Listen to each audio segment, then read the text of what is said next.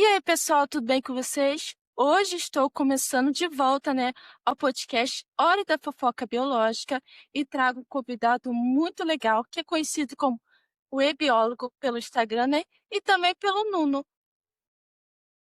E aí, gente, tudo bem? Agradeço muito a Grace pelo convite.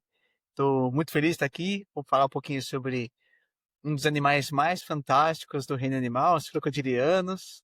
Como é que surgiu a sua paixão por biologia? Eu sempre gostei muito da natureza, gostei muito de animais, sempre gostei muito de estar no meio da natureza. Então, eu venho de uma cidade de interior de São Paulo e tive a possibilidade de viver em meio à natureza. E então, eu queria trabalhar com nesse meio, né? Então eu não conhecia a profissão biólogo, eu tinha muitas inspirações, como seja Rangel, essa galera da biologia mais clássica, e daí que eu fui conhecer a área, comecei a fazer a faculdade, e fui trabalhando com aves, com peixes, até que eu me encontrei trabalhando com répteis, e me encontrei na biologia. E realmente era a profissão que eu sempre sonhei. Atualmente você está estudando doutorado? Sim, atualmente eu faço doutorado, eu faço pesquisa com crocodilianos desde a minha faculdade. Desde 2017 eu venho fazendo pesquisa com jacarés, trabalhei com jacaré de tipo amarelo em São Paulo, e aí no mestrado eu trabalhei com o jacaré-paguá, que é um crocodiliano pequeno, assim, se comparado com outros que tem no Brasil. E agora no doutorado trabalho com o jacaré do Pantanal. Então a minha linha de pesquisa são os crocodilianos do Brasil. Como é que você assim, deu início e falou assim, eu vou estudar sobre cúculiformes? Então, quando eu entrei na faculdade, eu queria trabalhar com arara. Eu sempre gostei muito de psitacídeos, sempre achei animais muito inteligentes. E só que tinha um problema, não tinha arara na minha região, né? Não, pelo menos na parte onde eu morava não tinha. E daí eu fui procurando áreas para conhecer mais. Trabalhei com peixe, trabalhei com plantas na área da botânica, mas ainda não era alguma coisa que tinha me chamado muita atenção. Daí eu pensei, poxa, talvez eu queira trabalhar com os quelônios, talvez trabalhar com tartarugas, né, de água doce. Eu fui conversar com uma professora, ela trabalhava com peixes nessa época, e daí ela falou que tinha feito os arrastões, estudos nas lagoas, nunca tinha visto os cágados lá, mas tinha jacaré. E nisso tinha acabado de chegar um professor, um herpetólogo na faculdade, e ela falou assim, por que você não conversa com o professor novo que está aqui, que vai que vocês trabalham com jacaré? E daí eu fui conversar com ele gostou muito da ideia, começamos a trabalhar junto. E assim, a primeira vez que eu peguei o jacaré, a primeira vez que eu vi um jacaré foi amor à primeira vista e não parei mais. E assim, qual a diferença entre jacaré e crocodilo para o pessoal entender? Bom, hoje a gente tem 28 espécies de crocodilianos no mundo, né? E quando eu digo crocodilianos, eu trago o gavial, os jacarés, os crocodilos. E a galera sempre fala que é em relação ao tamanho. Ah, se é muito grande, é crocodilo, mas isso não é uma regra que a gente deve seguir, porque não funciona. Por exemplo, a gente tem o jacaré-açu que chega a 6 metros, que é muito grande. A gente tem o crocodilo, eu não vou lembrar qual que é, se é o crocodilo anão, que ele chega até 2 metros. Então não é uma regra que a gente pode considerar. Para a gente bater o martelo para facilitar, tem duas formas. Uma, que é um pouco mais complicado, é a gente contando as placas que tem nessa região da nuca dos crocodilianos. Então é possível a gente ver o número de fileiras, o número de escamas que tem, a gente consegue diferenciar assim. Ou uma forma também, eu não sou especialista em crocodilianos, mas eu queria tentar entender como funciona. O gavial, a gente tem uma espécie de gavial hoje, que é aquele crocodiliano que tem um focinho bem estreito, que é exatamente para pegar peixe. Já os crocodilos, quando a gente vê eles com boca fechada, a gente vai ver tanto a dentição da mandíbula superior quanto a mandíbula inferior. Já os jacarés e os aligatores, quando ele fecha a boca, a gente vai ver mais a dentição de cima aparecendo. Entendeu? Aí, tá vendo o jacaré aqui de cima? Tá vendo quando ele Uhum, fecha a boca, a gente vê tanto a mais a dentição da mandíbula superior? uhum. Olha do crocodilo como é diferente. A gente vê ambos as edições. Já o Gavial, ele é bem clássico, é aquele focinho, aquele rosto bem afunilado. E uma coisa que é legal que a galera sempre pergunta é se existe uma relação entre espécies e a mandíbula deles, né? Uma coisa legal que eu sempre falo pra galera é que A boca do animal, pelo menos dos crocodilianos, está relacionada ao que ele come. Os gaviais se alimentam principalmente de peixes. É por isso que eles têm esse focinho bem afundilado, que auxilia. É muito interessante, porque as aves também é a mesma coisa. Para cada bico tem a diferenciação na alimentação. Sim, sim, isso é bem legal. Você tem alguma fofoca sobre esses animais? Olha, fofoca? Deixa eu ver o que eu posso dizer de fofoca deles para vocês. O jacaré do Pantanal, que é um bicho que eu trabalho atualmente, assim, todos os jacarés têm curiosidades muito legais em si, Uhum. mas o jacaré do Pantanal, vou puxar a sardinha para os animais aqui do Pantanal. Atualmente eu moro no Mato Grosso do Sul, tá? Pra Ai, que legal. se encontrar aí onde eu tô. Uhum. Mas eu trabalho com o jacaré do Pantanal.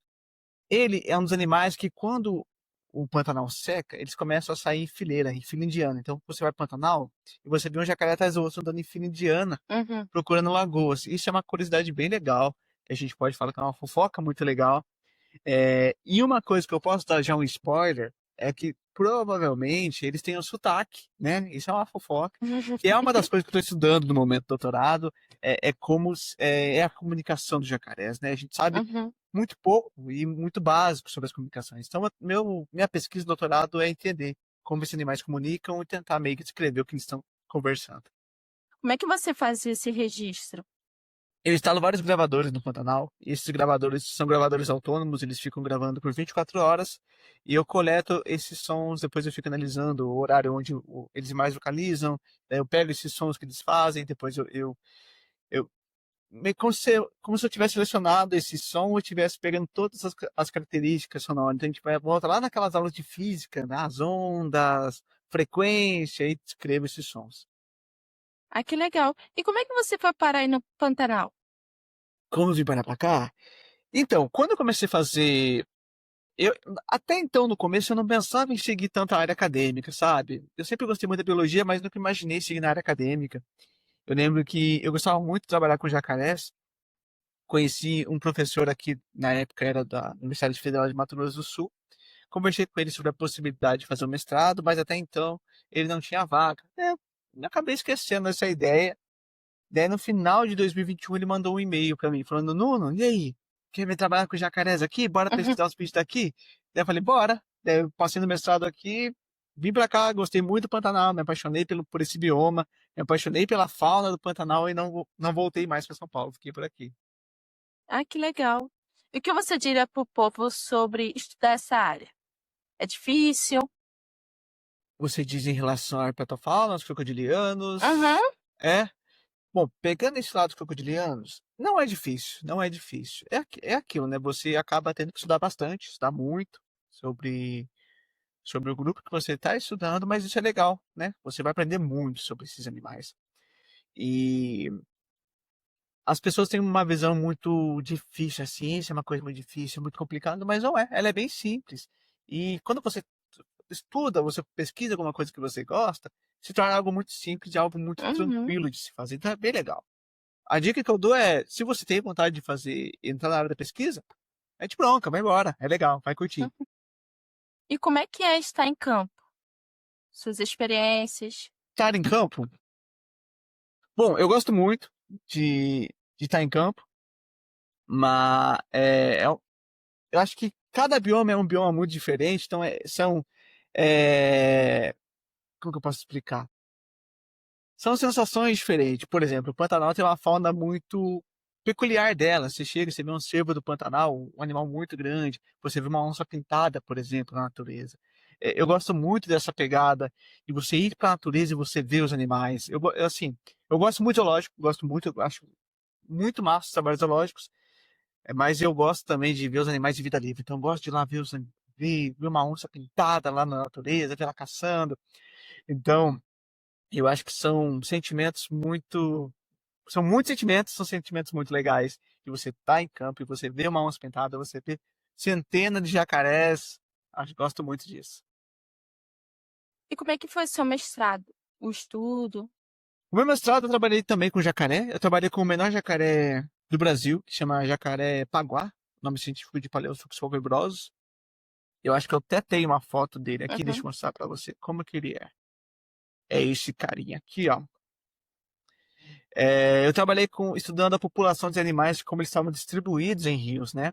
Então, eu queria entender se eles tinham alguma preferência, se eles ocupavam lugares mais alagados, lugares com mais vegetação na beira do rio.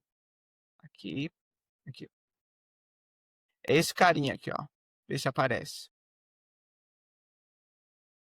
Apareceu?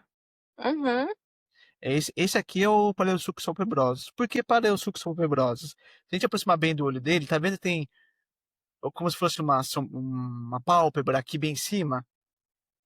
sim. Isso aqui é uma estrutura óssea, por isso que é pálpebrosus. Esse pálpebra vem de pálpebra e ossos de osso, de pálpebra óssea. E ele é bem legal, porque ele tem umas escamas bem mais afiadas, tá vendo? Uhum. Parece um mini dragão. É muito tranquilo trabalhar com esses animais, é bem legal. E qual é a dieta? Ah, eles comem peixe, o que tiver fácil para eles estão comendo. Os crocodilianos, eles possuem duas alimentações durante a fase de vida, né? Quando eles são juvenis eles comem inseto, comem pequenos peixes, e conforme eles vão crescendo, eles vão pegando presas maiores. Você tem alguma história engraçada de campo? Algo que você, tipo, aconteceu, você ficou com medo, mas depois pensou, poxa, Eu acho passou. que uma das coisas mais legais de fazer campo do Pantanal é você estar em um bioma que tem muita onça, por exemplo. Uhum, Então, já aconteceu várias vezes de eu estar em campo, a gente escuta a onça esturrando lá do fundo, e daí quando você volta, você vê a sua pegada da sua bota e uhum. você vê a pegada da onça em cima da sua pegada, ou seja, ela passou atrás de você, ela sabe que você tá lá, dá aquele frio na barriga, né? Mas é uma sensação muito legal. Fora isso, nunca tive problema com onça. Agora, vespa, eu acho que o animal que dá mais trabalho para biólogo em campo é vespa, abelha, esses são os animais que dá mais trabalho mesmo. Quais características tornam esse grupo tão bem-sucedido ao longo de milhões de anos? Os crocodilianos sempre foram animais topo de cadeia, né? Sempre foram predadores de topo. As características morfológicas, fisiológicas desses animais permitiram que eles conseguissem sobreviver em lugares muito complicados, podemos chamar assim, locais muito complicados.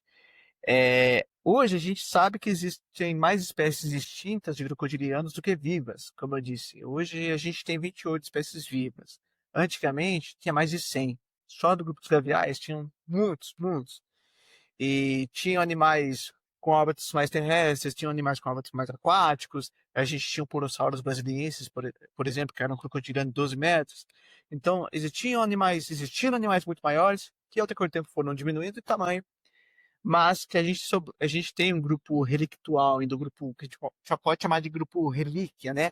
Que é um grupo de animais que mudou muito pouco aos milhões de anos. Então, o que dá sucesso para eles é por serem animais muito resilientes, né? Serem animais que toleram grandes diferenças em seu habitat Uhum. e que conseguem se adequar bem dependendo do lugar que ele está. Lá vem uma pergunta difícil. É, por que eles eram grandão naquele tempo, como Purosaurus, por exemplo, e agora eles ficaram menorzinhos?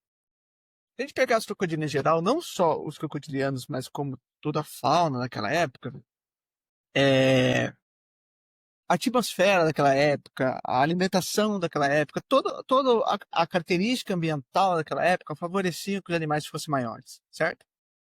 Isso explica porque os crocodilianos também eram muito grandes. Só que nem todos, né? Tinham animais muito pequenos também, né? Qual é o maior mito sobre os crocodilos? Eles atacam sempre? E quais são os motivos? O maior mito. O maior mito, na verdade, é esse, né? Crocodilianos são animais perigosos, sempre vão atacar. São animais que vão, se você entrar na água com eles, vão te atacar. Isso é mito, tá? Lembra que são animais topo de cadeia, certo? Vamos pegar o exemplo de jacaré? Jacaré é um animal muito curioso. Se você chega perto da água e começa a bater com a mão na água, certamente um vai se aproximar, às vezes ele vai chegar muito perto, às vezes vai querer pegar. E lembra, a gente tem um negócio estranho aqui, eu posso ir com a minha mão e pegar. Uhum, Ele não consegue fazer isso. Então o que ele vai fazer? Ele vai morder. A forma dele pegar as coisas é mordendo, né? uhum. É, então muita gente tem medo porque são animais muito grandes, né? A gente pensar que pô, é um dinossauro basicamente, né? Mudaram muito pouco. Então a forma do corpo desse animal traz bastante medo e a parte cultural também trouxe. transformou esse animal num bicho perigoso. Por exemplo, o que tem no Brasil, o folclore? A cuca. A cuca é um jacaré. Ela seria um jacaré do papo amarelo, por exemplo. A gente pega lá as culturas maias, que os crocodilianos da época eram animais que significavam castigos e assim por diante. Então, isso já vem lá de trás, né? Eu não digo nem tanto preconceito com os animais, mas esse medo vem lá de trás. E quando a gente pega num filme, por exemplo, tem vários filmes que mostram crocodilos gigantes que pega a galera, né? E dá esse medo. Mas são animais super tranquilos, são animais muito dóceis de trabalhar.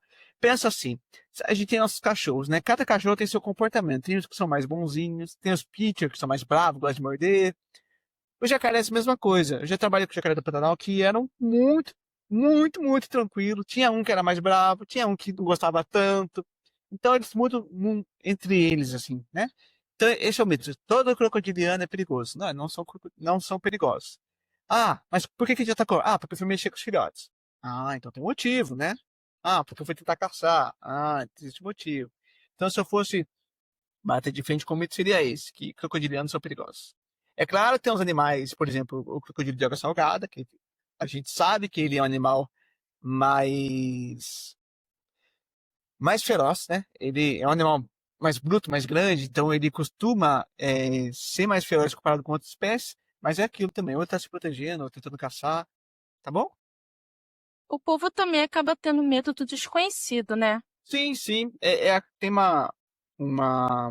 Na época da faculdade a gente estava muito a palestra, sempre trazia a filosofia de vamos trocar o medo pelo respeito, e a gente só aprende a perder um pouco esse medo dos animais quando a gente já conhece mais sobre eles, né? Imagina, se você não conhece nada sobre o crocodilo, se você chegar e ver o crocodilo de água salgada que tem 7 metros, você vai ficar assustado. Eu fiquei assustado.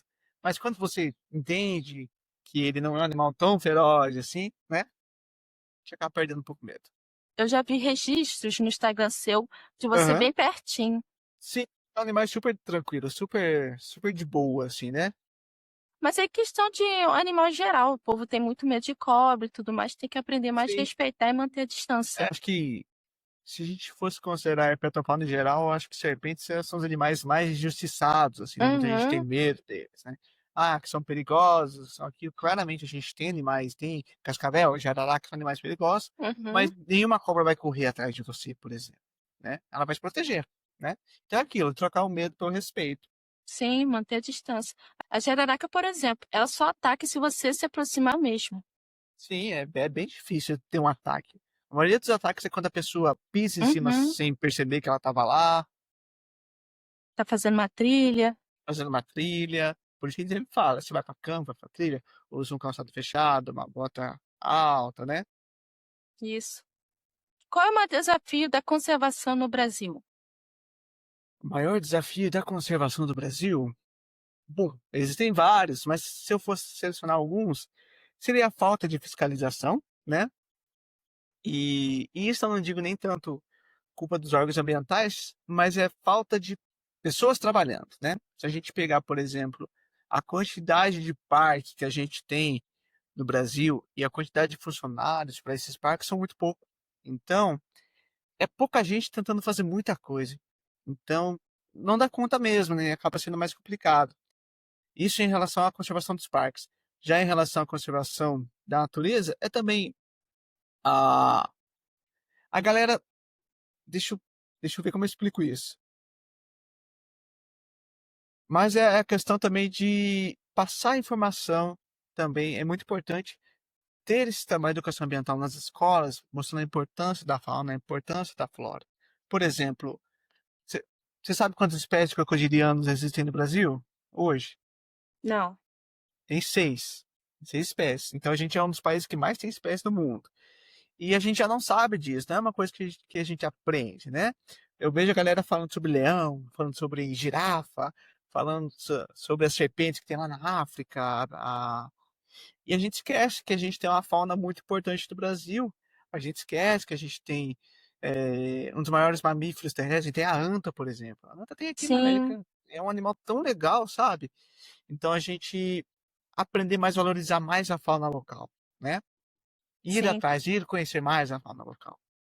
Se você parar para pesquisar, tem tantos animais que você nunca ouviu falar na Amazônia. Sim, esse quer ver um exemplo?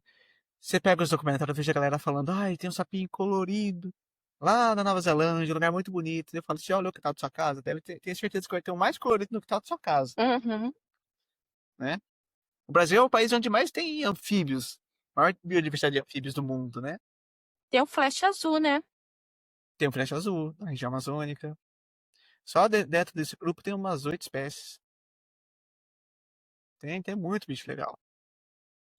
Como é que muda a percepção de vilões para protetores do ecossistema? Eu não entendi, poderia repetir? Como mudar a percepção de vilões para protetores do ecossistema? Bom, primeiro, eu acho que a primeira coisa clássica eu falaria: se não tiver natureza, nada que você queira fazer vai dar certo.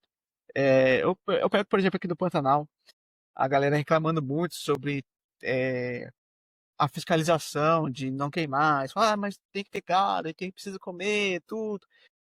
Se você não tem natureza, você não vai ter água, né? Então você vai gastar Sim, mais com água, você não vai ter um solo bom. Então, assim, se você quer ter um lugar bom para você viver, um lugar bom para você morar, e um lugar bom para você criar o que você queira criar ou plantar, você tem que cuidar da natureza. Isso é regrinha básica e às vezes a gente esquece disso, né? Eu vejo muito esse problema. A gente esquece que a gente não está no topo da natureza. A gente não faz parte desse meio todo. Então tem que se conservar para conseguir vivendo bem, né? A gente sempre brinca assim, ah, a gente não pode acabar com a natureza. A gente nunca vai acabar com a natureza. Isso não vai acontecer. A gente vai acabar com a gente. A gente pode sumir facinho da Terra. A gente, se a gente some daqui, se a gente sumiu, todo mundo sumiu da face da Terra. O planeta vai continuar. A natureza vai, talvez muitas espécies mudem, né? Como a gente vê na evolução acontecendo sempre, as espécies acabam evoluindo. A gente não vai existir, mas o planeta vai continuar. Então, o fato de a gente se falar, vamos conservar, é para o nosso bem também. É para que a gente continue tendo lugar para morar, um lugar para a gente, nossa espécie continue existindo, né? sim. Eu lembro muito bem de um documentário que eu vi, que em áreas tipo da Amazônia, onde antigamente tinha água, não tem mais por causa do desmatamento.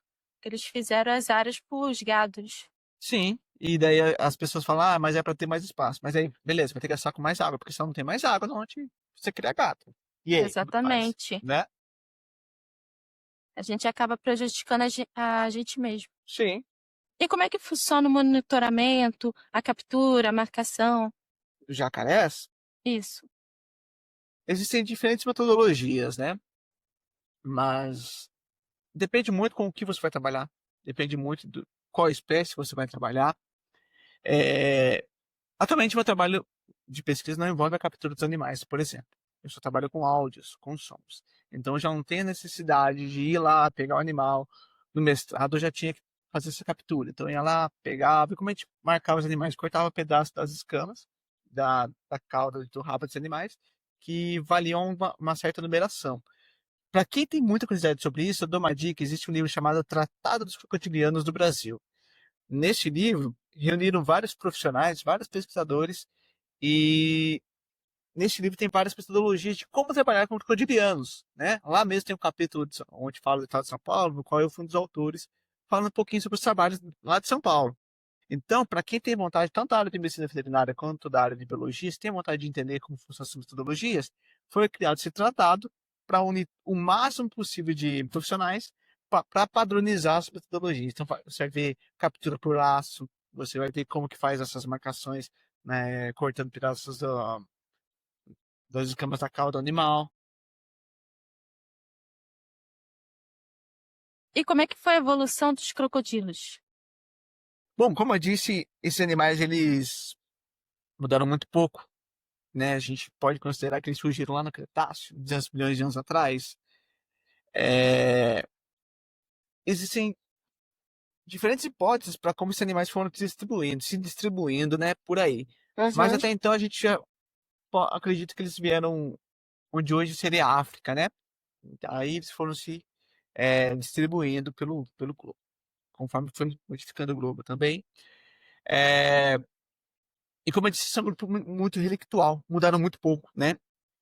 Eu acho que a gente está tendo cada vez mais tecnologias auxiliando nas descobertas de novas espécies, né? A gente tá tendo um avanço muito grande na genética. Então, até mesmo crocodilianos que a gente achava que era uma espécie só, na verdade são várias, né? A gente está tendo, por exemplo, o crocodilo do Nilo, que até então era uma espécie só, hoje são duas, mas pode ser mais de duas espécies. A gente tem um avanço muito grande na paleontologia, né? É, eu acho que você fez um podcast com, eu esqueci o nome dele, Henrique, o Henrique. Ele isso. sempre fala sobre as novas tecnologias que estão surgindo na paleonto. E isso é muito legal. Então, a gente sabe muita coisa legal, mas tem muita coisa para se descobrir ainda. Então, às vezes, Sim. daqui a um ano a gente descobre um novo fóssil que traga uma nova luz de como esses animais se foram se distribuindo, né? Então, isso é muito legal. Muda totalmente a opinião. Pode Sempre mudar teve novas totalmente. pesquisas É, surgindo. sim. Então a gente sempre brinca. Quem trabalha com crocodilianos tem que trabalhar muito com a galera da paleonto, tem que ter bastante de paleontologia, porque a gente trabalha basicamente com dinossauro ainda, né? Uhum. Animais pré-históricos. Um animal pré-histórico. Muda muito pouco. Sim, que legal. E o que você diria para o povo assim que quer estudar crocodilos, jacarés? Se joga, só vai. Estuda bastante, leia bastante sobre os animais. Eu sempre falo isso. Principalmente quem quer seguir na área acadêmica. É, para você escrever algum projeto, leia muito sobre o bicho que você quer trabalhar, né?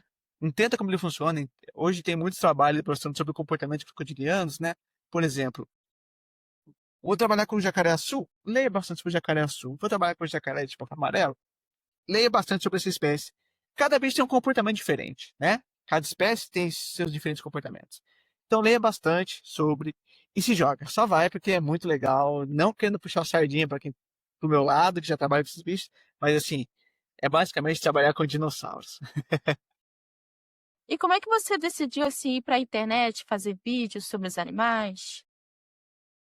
Até 2019 eu não era uma pessoa de internet. Eu não era muito fã de internet, não gostava. Eu não usava Instagram, para você ter uma ideia. Era muito pouco.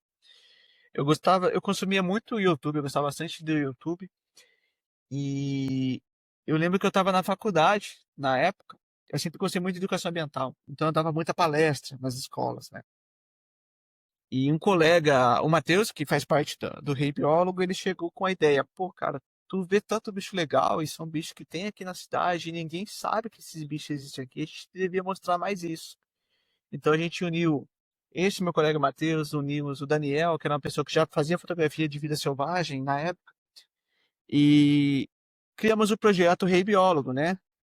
Que até então era para ser algo mais local, mostrando a fauna local que só que em uns 4 anos ele cresceu rápido, assim, né? A gente pode considerar que ele cresceu rápido e não se tornou algo tanto local, se tornou algo mais nacional. Então a gente conseguiu ir para outros lugares gravar os bichos. Isso foi muito legal e foi assim que o Rei Biólogo surgiu, né? O Rei Biólogo surgiu primeiro no YouTube e depois de muita luta, a galera falou: não, vamos levar para o Instagram, porque o Instagram a galera tem mais acesso, e o Rei Biólogo foi pro Instagram. Então hoje o Rei Biólogo ele tá mais no Instagram. Ele tem previsão de voltar pro YouTube, né? Mas a longo prazo, mas hoje ele tá no Instagram. E hoje o Rei Biólogo ele não é só uma página no Instagram, então ele se torna uma empresa, né? A gente pode considerar o Rei Biólogo como uma companhia com várias categorias. Então a gente tem o Rei Biólogo, que é a parte oficial, a gente tem o Rei Biólogo Kids, que é uma página voltada ao público infantil, que é todas as animações são em 2D, é um sapinho apresentando sobre as curiosidades da biologia. A gente tem o Hey Biology Store, que daí, como a gente não tem um feedback financeiro, a gente cria uma loja para vender os produtos. Então a gente vende essas balaclavas para campo, a gente vende os cadernos, assim, por exemplo, sabe? Que Daí legal. tem, e daí, dando um spoiler, a gente tem em breve o lançamento do Hey Biology Science e o outro eu não posso contar ainda, mas tem mais umas categorias a serem lançadas, talvez em 2026, né? E voltando aí a apresentar a natureza em formato de vídeo mesmo. Ir lá para campo, mostrar os bichos, apertar os bichos. E foi assim que surgiu.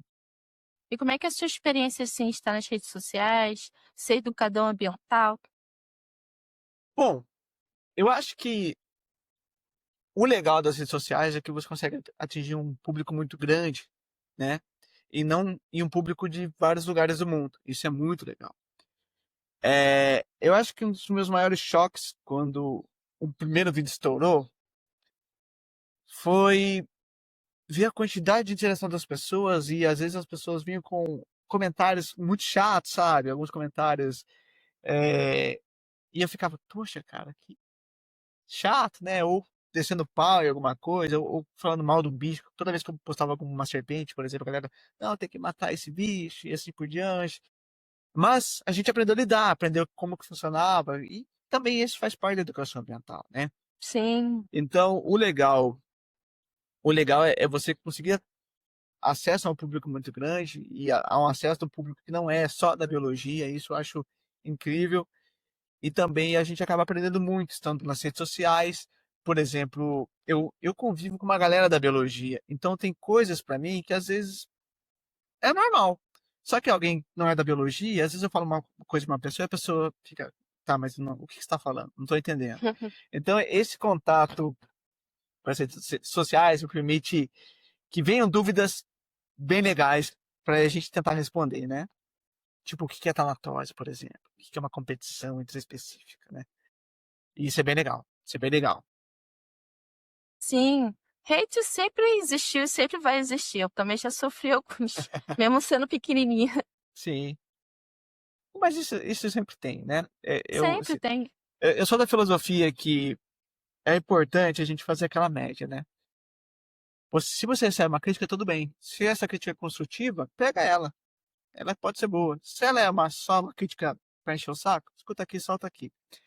E, e se você recebe críticas, é porque seu trabalho está chegando em lugares longe, né? Sim, E isso significa que é muito bom. Isso é importante. Eu sempre falo pra galera, se você recebe só crítica, aí você tem que se policiar. Mas se você recebe uma crítica ou outra, isso sempre vai ter, isso faz parte da vida, né? sim. O importante é ignorar. Eu geralmente ignoro toda crítica. Sim, não compensa. Eu já faço vídeo já há 1 ano e meio, mais ou menos. E tem que continuar. Assim eu falo pra galera, ele tem tanta vontade de começar a fazer vídeo, mas tem vergonha. Eu falei, bem, só começa. Eu demorei 6 meses pra mostrar meu rosto no Rei Biólogo, pra você ter ideia. É? Eu não fui de cara, assim, não fui de começo. Eu demorei, nossa. Primeiro, eu não queria aparecer no Rei Biólogo. Eu nunca quis Uhum. aparecer assim lá atrás. Porque assim, pensa, são 3 pessoas e as 3 pessoas eram muito vergonhosas. Ninguém queria aparecer. Então, basicamente, foi aquela brincadeira de quem tirar o graveto melhor vai ter que dar as caras do Rei Biólogo. E a Uhum. gente pensa assim, pro Rei Biólogo, eu apareci no Rei Biólogo foi muito bom porque quando você vê uma pessoa em uma página, você cria uma maior intimidade com essa página. Porque quando você tem lá uma foto, não tem nada, aí você fala com um robô, né? Agora, quando você vê Sim. uma pessoa, é mais legal você ter esse acesso. Então, eu sempre falo pra galera, se você tem vontade, só vai, porque quanto mais gente fazendo trabalho de educação ambiental, fazendo esses projetos de conservação, melhor é para conservação da natureza, né? Quando eu comecei assim, eu falei assim, eu não vou fazer vídeo, eu vou fazer só áudio. Aí eu comecei com um podcast chamado Billpod. Aí eu só no Spotify falando. Aí eu falei assim, para mim ter público, eu preciso estar em todas as redes sociais. Aí eu Sim, comecei a fazer, eu só fiz. sim. E É eu sou desse jeito. extremamente Não, tímida. eu era do YouTube, né? O Rei Uhum, Biólogo surgiu no YouTube. Vir para o Instagram foi uma necessidade da época, né? uhum. Sim, muito importante a educação ambiental. Se a pessoa quer fazer, a pessoa tem que ter coragem. No Sim, começo você vai falar muito para dentro, você vai ser super tímida, mas com o tempo vai melhorando, a edição vai melhorando, a qualidade dos vídeos também. sim, É tudo com o tempo. sim. Eu vejo muita gente falando assim, ah, quero criar uma página, mas minha página não cresce. Faz 3 meses que a pessoa cria a página. Eu falo assim, todo o processo ainda é demorado, né? Quando a gente quer que as coisas aconteçam muito rápido, às vezes as coisas saem mal feitas. Então faz com calma, Sim, sabe? Pensa assim, é uma regrinha que todo mundo fala e é uma regrinha que funciona. Poxa, só 10 pessoas assistem meu vídeo. Pô, mas 10 pessoas, se você colocar 10 pessoas numa sala, é muita gente, né? 100 pessoas assistiram meu vídeo, é muito pouco. Hoje a gente vive numa sociedade onde é muito fácil você ficar famoso na internet, né? sim, Por coisas simples, né? E a gente vê aquelas pessoas com milhões de seguidores, milhões de visualizações. E a gente olha as nossas 100 visualizações e fica chateado. Não, sim. 100 pessoas pararam. Eu venho numa cidade que tem 6 mil habitantes, pra você ter uma ideia, Uhum. é muito pequeno. Quando o Rei Biólogo atingiu lá seus 10 mil seguidores, pra mim foi assim, meu Deus, é basicamente mais gente que tem na minha cidade. Isso foi assim, assustador. Então, eu sempre falo pra galera, comemore suas pequenas conquistas, que são grandes, não são pequenas, são grandes, né? Sim, no YouTube, por exemplo, eu cheguei agora a 970. Então, é aos Olha que legal, pouquinhos. E é 1 ano e meio. Então, é bem olha que pouquinho, legal. devagarzinho, mas tá indo. Sim, Enquanto tiver um ou outro, às vezes eu tenho uma sumida, aí alguém me manda mensagem no DM: cadê você? O que aconteceu? Tô com saudade de ver esses vídeos. Aí isso é sempre bem dá aquele legal. gás pra voltar e Sim, isso dá um fazer. gás, né? Você fala pra galera, só vai, só se Só joga, vai. só É vai. óbvio que vai ter hate, comentários Isso ruins, sempre mas tem. ignora. E fala assim, É só mas ignorar. eu já não tenho um bom celular para fazer vídeo. Eu falei, não precisa. Faz, Cara, faz da forma que você conseguir, já ajuda muito. eu comecei, eu não tinha nem tripé, não tinha microfone. Eu comecei com um celular e um sonho.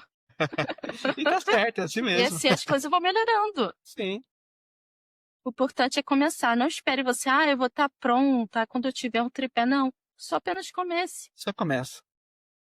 Aos poucos a vida vai se ajeitando com o resto. Sim. E a rede social é algo assim que não cresce de uma hora para outra. Você não vai viralizar um TikTok assim. Demora, leva tempo. Sim, e uma coisa legal, que eu sempre falo pra galera, quando a gente começa a fazer esses trabalhos de educação ambiental, claramente todo mundo quer ficar famoso, a gente quer atingir um público muito grande. Sim. Mas o que eu falo pra galera em geral, assim, principalmente quando a galera começa e manda assim, é, me dá dicas. Eu falei assim, sempre comemore suas pequenas vitórias. Se uma pessoa viu seu vídeo e curtiu, é porque essa pessoa gostou do seu conteúdo. Então, isso que você ensinou, aquela uma pessoa que curtiu, ela aprendeu. Ou se ela não Sim. aprendeu, ela se dedicou para assistir. Olha que legal. Olha que massa. É a mesma coisa você chegar e conversar com uma pessoa sobre conservação e a pessoa gostar. Isso é muito legal. Sim. A diferença é que Cê- as redes sociais permitiu a gente ir muito mais longe com isso. Ampliar. Ampliar, exatamente. Ampliar a entrega de conhecimento e de educação.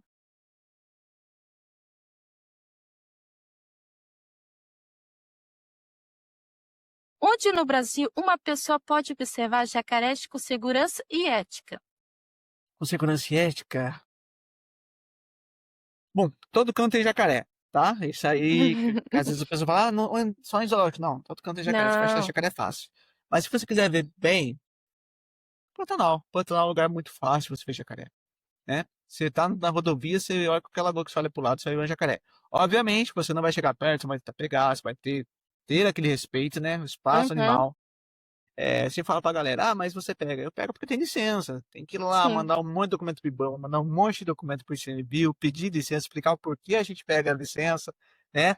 Galera, eu sempre pego muito pé da galera. Tem muita gente que gosta de postar vídeo pegando cobra, pegando sapo, pegando. E isso realmente é uma coisa que dá muito engajamento. Poxa, eu pegar um jacaré azul dá muito engajamento. Mas existem motivos. Se você tem um motivo por que você está fazendo aquilo, legal. Agora, só pegar para pegar, eu tenho dó do bicho. Fala, não, deixa o bichinho lá em paz, né? Agora, quando você faz pesquisa e pode estar de acordo com as leis, aí tudo Uhum. bem, né? Mas é isso. Se quer conhecer, ver o jacaré, ver um jacaré grande, né? Vai pro Pantanal. Eu lembrei muito da capivara, né? Que virou modinha e tudo mais. E o povo vai É, querendo, tirando foto, fazendo carinho na nossa, capivara. o que E capaz de sem biólogo noção. recebeu de mensagem perguntando como que podia ter uma capivara? Nossa, isso deu muito trabalho. Para explicar para a galera. É assim, são temas muito polêmicos, né? Sim. Esse é um tema que eu sempre tento fugir bastante do rei biólogo, porque muita gente, pô, você carregar um capivara deve ser muito legal, você dar com um filhote de onça deve ser muito massa, né? Mas a gente esquece um pouco do, dos problemas que isso pode causar, né? Recentemente surgiu em outro podcast que o biólogo lá que eu gosto bastante falou sobre ter antas, ter animais, se houver estimação. É, Se a pessoa quer ter e ela tem como ter e como cuidar, tudo bem, pode ter. Eu, particularmente, eu não teria. Eu não gosto de animais silvestres como pet, por exemplo. Uhum. Eu acho que a minha profissão e o fato de eu estar no meio da natureza me faz gostar de ver os animais soltos, né? Sim, eu Então, também. ver uma anta, nem eu até pensei muito, poxa, eu vi muita gente querendo ter anta de estimação em um lugar que podia ter um animal legalizado. Se a pessoa tem possibilidade, tem como ter financeiramente animal, tem espaço para ter, tudo bem. Se você quer ter, tenha. Mas eu não teria e não gosto, né? Não acho legal você ter um silvestre como pet. Acho que esses animais têm que continuar a vida livre e nosso papel é cuidar deles, né? Você já viu a história da Jacotirica, que foi o retiro da mulher e tudo mais? Quando eu gravei um vídeo falando contra, nossa, choveu de comentários. É, então, é sempre assim, eu dificilmente entro nessas discussões, eu sempre deixo claro, falei, gente, quem segue a gente no Rebiólogo já tem ciência do meu posicionamento sobre isso, né? Uhum, Tanto que você pode ter, e o animal, assim, você pode ter qualquer coisa que você quiser, desde que o animal seja legalizado, tá? E você consiga cuidar do animal, tá? uhum, João Emílio de Almeida Júnior, não teria, porque eu não gosto de ter animais silvestres, né? uhum. Mas se a pessoa tem animal legalizado, tudo bem, né? Aí é cada um. Mas também tem a questão também da pessoa saber a dieta exata do animal, Exatamente, cuidar do né? animal direito. Não é só ter, né? Ter animal todo mundo quer ter. Agora, cuidar, né? Se de cachorro um monte de gente não tá cuidando direito, não imagina os bichos desses. Igual jabuti, né? O Sim, povo quer e assim, ter.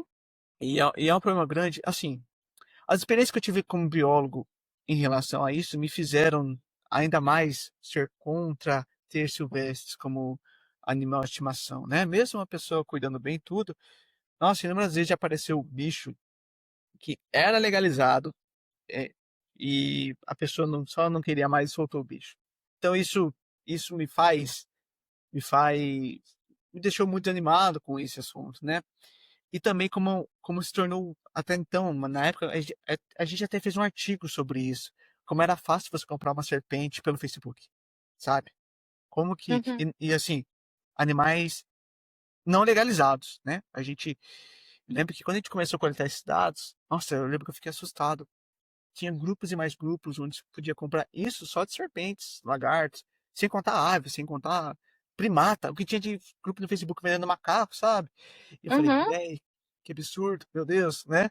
Então, isso meio que me fez muito não ser dessa parte que quer ter o silvestre como pet. Novamente, se você quer ter o negócio legalizado, vai lá, tudo bem. Eu não teria, porque tem os meus motivos, né? Sim, é igual o jabuti. O jabuti tem toda uma alimentação, né? Sim, E ele, ó, vive muitos anos. sim, E às vezes a pessoa quer dar, tipo, ração de cachorro pro jabuti. sim. Acho que o bicho, né, e assim, animal silvestre não é um animal convencional, não é cachorro ou gato, né? Sim, Então, isso é uma coisa para se tomar muito cuidado. é uma grande responsabilidade. Quais são os fatores que garantiram a longevidade, metabolismo, comportamento, armadura dérmica, estratégia de caça? Bom, crocodilos são animais topo de cadeia, né? Como eu já expliquei. É, animais de vida longa, como os crocodilianos, eles não param de crescer. Então, se o animal tem alimentação à vontade, está num habitat bem conservado, ele vai continuar crescendo, vai continuar crescendo. Esses animais costumam morrer, se eles não são caçados, são mortos, né, por predadores assim, eles podem morrer por doenças ou algo desse tipo, mas são animais que vão crescendo, crescendo, crescendo, crescendo, crescendo. Por isso que a gente tem crocodilianos tão grandes assim, né? Isso permitiu uma grande longevidade desses animais, né? E até mesmo os seus hábitats, seus hábitos, tanto alimentares quanto comportamental, permitiram que eles tivessem uma longevidade tão grande, tá? Quais os projetos que você tem em mente daqui para frente? Olha, falando como o João Emílio, terminou o doutorado, né? Tudo certinho. Agora falando por nome de toda a equipe Rei Biólogo, a gente tem muitas ideias para as redes sociais, tem muitas ideias voltadas não só às redes sociais, né? A gente é de um lugar, de uma região de São Paulo que tem muito uma riqueza tanto paleontológica quanto de fauna e flora muito grande. Então a gente tem planos para esses locais, né? Quem sabe no futuro, e digo no futuro longo, né? Criar um pequeno museu, né? A gente tem esses planos. Então por isso que a gente lança o Rebiolog Store, a gente faz essas vaquinhas para arrecadar essa grana. A gente está lançando os projetos paralelos, né, ao Rei Biólogo, mas que estão relacionados ao Rei Biólogo, deixa de estar relacionado. E o fato do Rei Biólogo não ser tanto uma página, mas mais uma empresa, né, uma empresa voltada à educação ambiental, a gente tem ideia continuar nas redes sociais, mas também sair um pouco das redes sociais, ir pro lado das palestras nas escolas, né? Então, esses são os próximos planos para o futuro, assim. Que legal. Como é que surgiu o nome Nuno? Nuno. Nuno foi um apelido que surgiu na infância, né? Por que que eu peguei o apelido Nuno, né? Bom, eu peguei o apelido Nuno pelo fato que meu nome é João Emílio, o nome do meu pai também é João Emílio. Então, na minha cidade, todo mundo conhecia meu pai como João Emílio e eu como Nuno, que era um apelido que surgiu de infância. Então, ninguém me conhecia como João Emílio, né? Até que eu falei, beleza, então, e todo mundo falou, não, é biólogo Nuno, é biólogo Nuno. E daí ficou biólogo Nuno, e eu peguei, assumi esse apelido. Então é muito fácil você ver o Nuno em vez de João Emílio. João Emílio, você vai ver quando tiver um artigo, ou uma coisa mais acadêmica, você vai ver João Emílio. Agora, quando é rede social, você vai ver Nuno. Que legal. E aí, para quem não te conhece, deixa suas redes sociais. Rei Biólogo, HY, underline, biólogo, em todas as redes sociais, TikTok, YouTube, Instagram, Facebook, em todos os lugares, tá? É, E rei biólogo, porque a galera sempre pergunta por que rei biólogo, né? Porque se tem um biólogo, um filmmaker e um administrador. Por que rei biólogo? Quando a gente lançou o primeiro protótipo do que hoje é o rei biólogo, não tinha nome de rei biólogo. E daí, a gente sempre recebia muita foto de gente mandando para identificar cobra, identificar sapo, inseto. E a galera mandava, rei biólogo, que bicho é esse? Rei biólogo, achei essa aranha, que bicho que é? Tanto que eu era contra esse nome, rei biólogo, pra você ter uma ideia. Uhum. Eu falava, não, mas pô, não é só um biólogo que tem aqui, tem mais gente, tem mais profissionais de outras áreas. Vou pegar algo mais voltado à natureza. E o Matheus e o Daniel, não, tem que ser rei biólogo, porque é um nome que chama atenção e é um nome que gruda na cabeça. Daí ficou rei biólogo e deu muito certo. E como é que, então, se você falou que são de outras áreas, como é que a equipe é formada? A equipe é formada por eu, que sou biólogo, né? Pelo Matheus, que é administrador, então ele cuida de toda a parte burocrática de documentação, dessa parte de virar empresa, sabe? Essas paradas mais chatas aí. E essa parte de marketing é ele que auxilia também. O Daniel, ele é fotógrafo e filmmaker, né? Então ele faz parte de toda essa parte de gravações, né? Então essas macrofotografias, esses vídeos de macrofotografia são ele, é tudo ele que faz. Então ele manja muito essa área de edição. Então a gente é composto por essa equipe multidisciplinar que deu muito certo e que permite que a gente faça diferentes conteúdos, né? Então, é o que eu falo. A gente é o rei biólogo ele se divide por categorias porque tem toda uma equipe por trás, né? Hum. Porque senão um só dando conta de tudo não ia Imagina dar dar certo. conta, porque eu É, dou conta de tudo. Eu faço ia dar roteiro, trabalho, edito, ia dar trabalho. dá. Então eles não são de aparecer muito, mas eles estão lá por trás, Uhum. mexendo com tudo. De trabalho por trás. Sim. O povo nem imagina. Muito obrigado por sua participação no podcast. Imagina, eu que agradeço o convite. Obrigado, povo, por ter ficado até aqui, ter ouvido até o final. E até o próximo podcast. Tchau, Nuno. Tchau, tchau, gente. Obrigadão.